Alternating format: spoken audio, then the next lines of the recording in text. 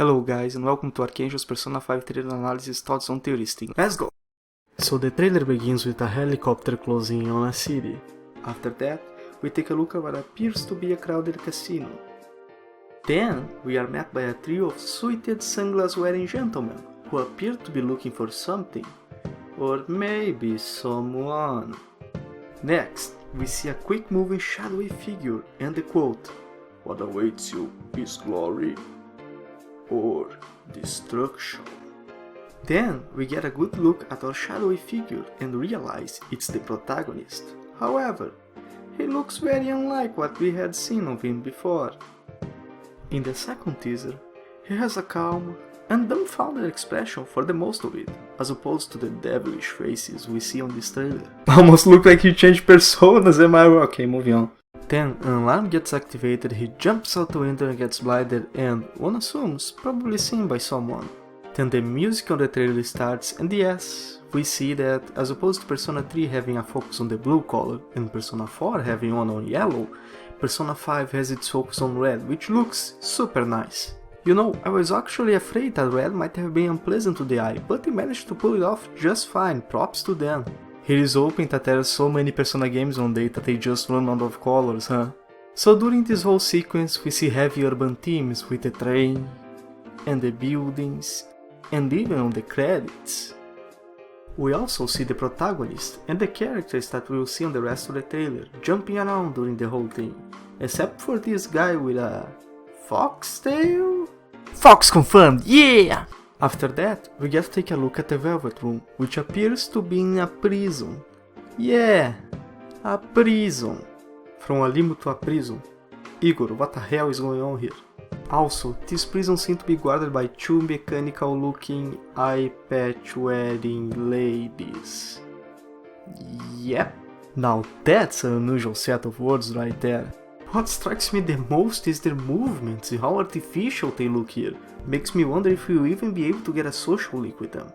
After that, we see a beam of energy at a crossroads that I bet you all of my peach seeds is the same from the second trailer, and we are actually seeing what the protagonist saw at the end of it. And out of the beam comes his persona, Arsene, probably a reference to the chief of same name.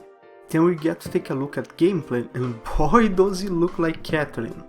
You know, I was actually surprised to discover that the game is in reality not in the same engine as Catherine. On the corner of this shot right here, we can see that the protagonist is on Shibuya Station, which probably means that the game will take place in and around Tokyo. Right here, we see him on school, which is called Shujin Academy, a play on the Japanese word Shujin, which means prison.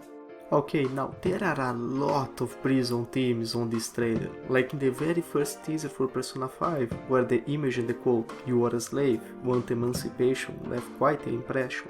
When talking about this particular subject, game director Katsura Hashino said, quote, "I feel that in today's world there is no shortage of people that are bored with their lives.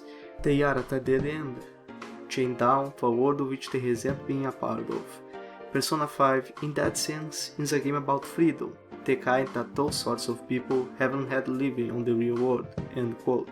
Moving on, we get a look at what I hope is dialogue. I really like these cuttings with the expressions of the characters. It will hopefully just give a little extra personality to them, which is always nice to make them more memorable. Also, on the upper left corner, we see that weather will have some sort of impact on the game. As to what sort of impact that is, I don't know, hopefully the characters won't have to shit their pants every time it rains or something. Now the first time I saw the next scene I thought, wait just a second, is this the stray ship? But then I looked at it better and saw that the place was actually a lot smaller. It is said that the protagonist is living at a coffee shop, so what I guess by the plans on the table is that after the coffee shop closes, the team gathers to plan the next heist, sort of like a jeunesse. Then we get to take a good look in our characters while they do some sick dancing moves. We got the protagonist, Ryuji Sakamoto, Ane Takamaki, and a cat? Anybody order a mascot character?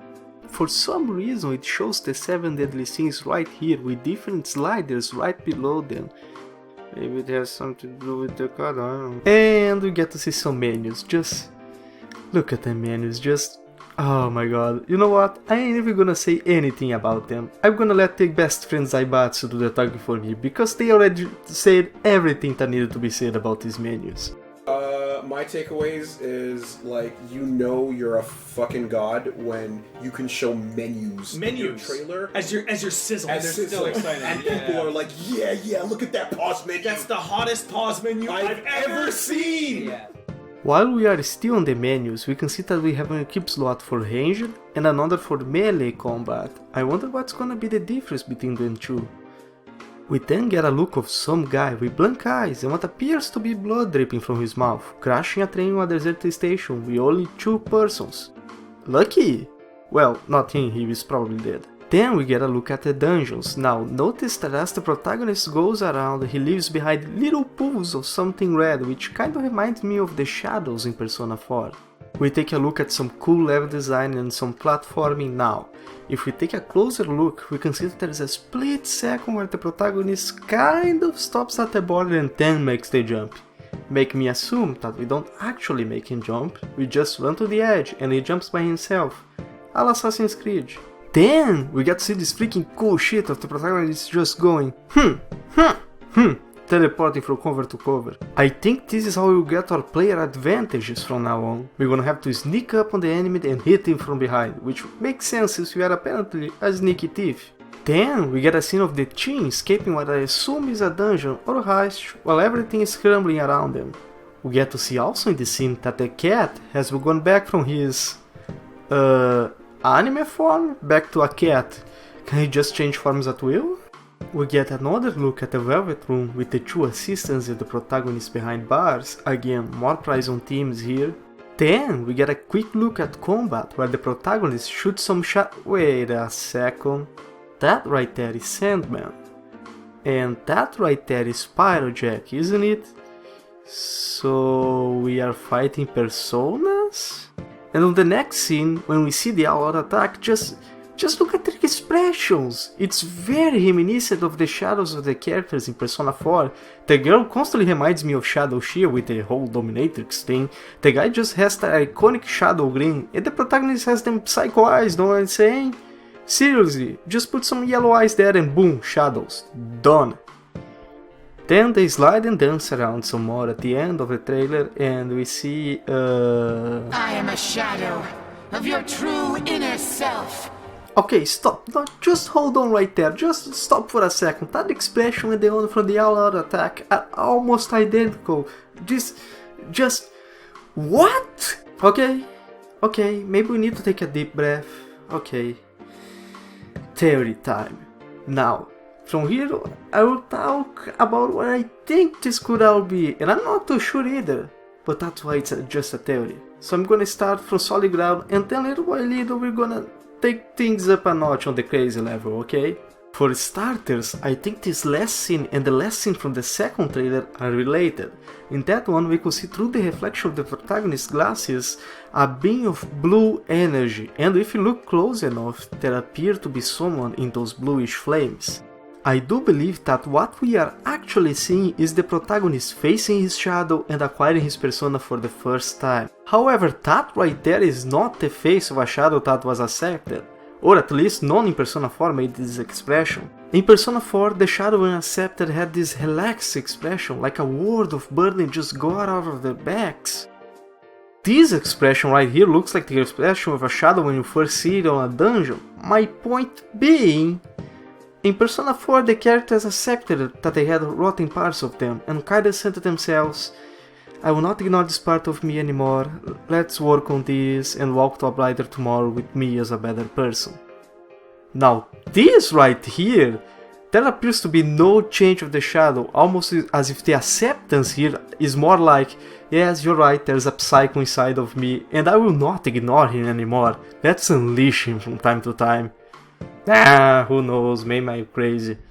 Anyways guys, that's it. Share your thoughts about my insane rambles and also your own hopes and insane thoughts about Persona 5. Will it have memorable characters? Or will they all just be one more social link to be completed for us?